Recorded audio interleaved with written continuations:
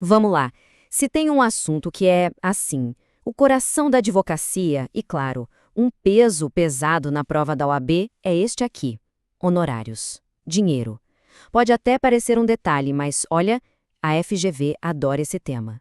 E dominar isso não é só para garantir uns pontos a mais no exame, não.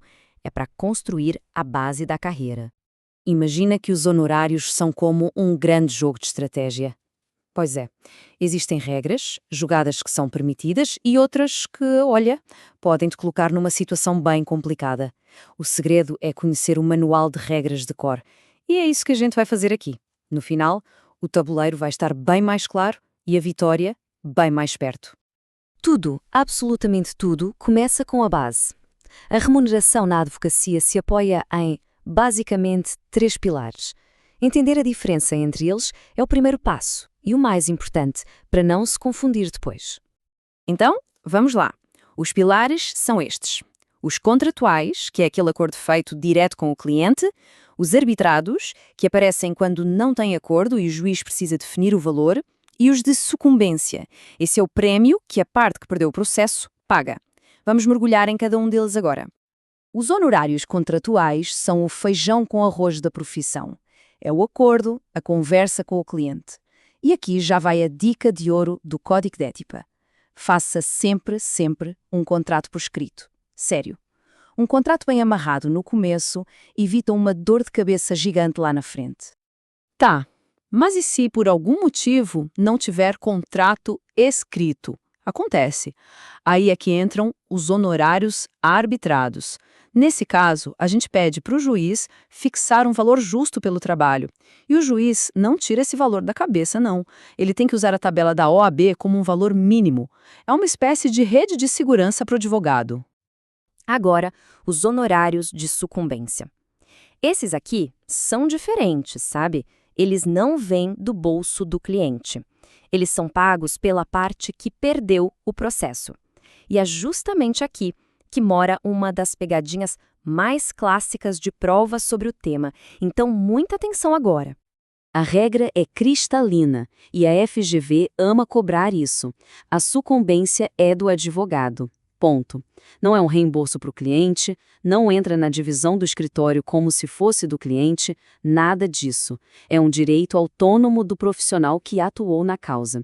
É fundamental ter isso na ponta da língua, porque muita gente boa acaba escorregando aqui. Agora vamos avançar para uma modalidade bem específica de contrato, uma de alto risco, chamada de cláusula cota litis. É aqui que o advogado basicamente aposta tudo no sucesso da causa, e por isso mesmo as regras são super rígidas. O contrato cota litis, que a gente também chama de contrato de risco, funciona assim. O pagamento só acontece se houver vitória no processo. Se o cliente não ganhar nada, o advogado também não ganha nada. É uma verdadeira parceria de risco, muito comum em áreas como a trabalhista e a previdenciária, onde as pessoas muitas vezes não têm como pagar adiantado. Para nunca mais esquecer, a regra número 1 desse tipo de contrato tem um macete que é infalível. Pense no advogado como o sócio menor. A ideia é simples. Nessa parceria, o advogado nunca, jamais, pode sair com um lucro maior que o do sócio majoritário, que é o cliente. Vamos ver isso na prática, para ficar bem claro. Olha o primeiro caso. O cliente leva 60 mil e o advogado, somando o contrato de risco mais a sucumbência, também fica com 60 mil. Deu empate. Isso pode? O que não pode de jeito nenhum é o cenário do lado. O advogado recebendo 70 mil no total e o cliente só 50 mil. Aí não. A regra do sócio menor foi quebrada. O advogado nunca pode ganhar mais que o cliente. Muito bem, já entendemos os tipos de honorários, as regras do contrato de risco, mas e na hora de receber? Como isso acontece na prática sem ferir nenhuma regra de ética? Essa é outra área cheia de cascas de banana na prova da OAB. A regra aqui é até que simples. Receber via cartão de crédito, cheque, nota promissória? Tranquilo, pode. O que é proibido com todas as letras, emitir duplicata, boleto, qualquer coisa com cara de título mercantil.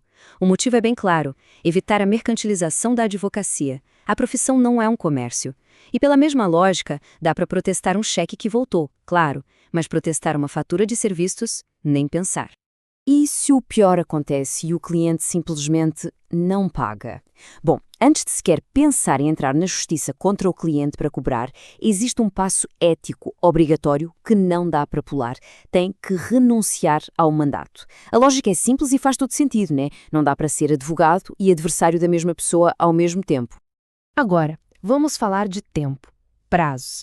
Existe um limite para cobrar os honorários, e é exatamente aqui que a FGV gosta de montar uma de suas pegadinhas mais clássicas. O número mágico aqui é 5. 5 anos.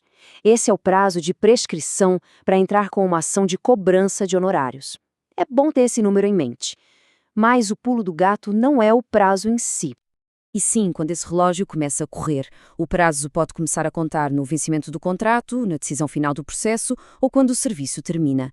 Mas a grande armadilha, a que derruba muita gente, é a última hipótese, na renúncia ou revogação do mandato. Ou seja, se o mandato for encerrado hoje, o prazo de 5 anos para cobrar começa a contar a partir de hoje, mesmo que o processo ainda vá rolar por mais 10 anos. Isso é crucial. Certo, passamos por todos os pontos mais importantes. Agora, para fechar com chave de ouro, vamos fazer aquela revisão super rápida, estilo flashcard, para garantir que tudo isso fique bem fresco na memória para a prova. Primeiro ponto. Honorários de sucumbência pertencem ao advogado. Ponto final. Não é do cliente. E na cláusula cota litis, o advogado é sempre o sócio menor. O cliente tem que levar a maior fatia do bolo. Segundo ponto, pagamento. Passar honorários na maquininha de cartão de crédito? Está liberado. Emitir duplicata ou aquele boleto com cara de título comercial? De jeito nenhum. É considerado mercantilização da profissão. E, por último, os procedimentos. Para cobrar um cliente na justiça, o primeiro passo é sempre renunciar ao mandato. E a pegadinha da prescrição, o relógio dos 5 anos pode disparar no momento da renúncia, não necessariamente só no fim do processo. Fica de olho nisso. Dominar essas regras não é só decorar artigo de lei. É sobre entender o valor do próprio trabalho e a ética que guia a profissão. Agora que as jogadas e as regras do jogo estão claras, a questão não é mais será que eu sei, mas sim como usar todo esse conhecimento para garantir não só a aprovação, mas o início de uma carreira de muito sucesso.